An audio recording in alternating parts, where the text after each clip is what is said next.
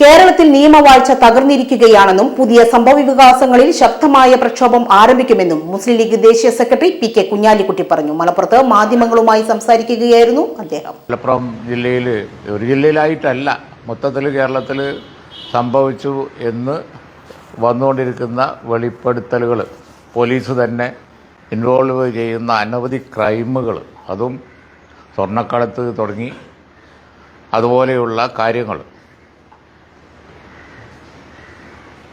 എല്ലാ റാങ്കിലുമുള്ള പോലീസ് ഓഫീസർമാരെ കുറിച്ച് അവരുടെ പണി ഇതാണെന്ന് തോന്നിക്കുന്ന തരത്തിൽ ഏതാനും ആളുകളെക്കുറിച്ച് നിരന്തരം പറഞ്ഞുകൊണ്ടിരിക്കുകയാണ്.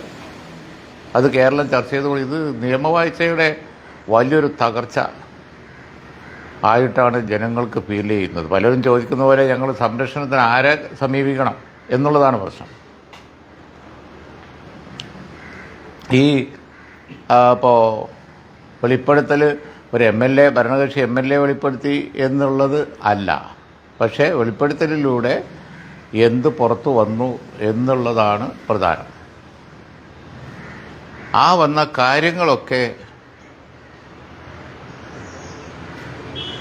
ജനങ്ങളെ സംബന്ധിച്ചിടത്തോളം പ്രധാനമാണ്. അതുകൊണ്ട് തന്നെ പ്രതിപക്ഷത്തെ സംബന്ധിച്ചിടത്തോളം അത് സുപ്രധാനമായ വിഷയങ്ങൾ തന്നെയാണ്. നേരിട്ട് കുറ്റകൃത്യങ്ങളിൽ പങ്കാളികളായി പോലീസ് തന്നെ കുറ്റാരോപിതരാകിയാണ്. ഇത് കേരളവും മുൻപ് കാണാത്ത കാര്യമാണ്. സ്വർണ്ണക്കടത്ത് പോലുള്ള കൃത്യകൃത്യങ്ങളിൽ പോലീസ് ഉദ്യോഗസ്ഥർ നേരിട്ട് ഇടപെടുന്ന വാർത്തകളാണ് വരുന്നത്. നിയമവാഴ്ച തകർന്നിരിക്കുകയാണ്.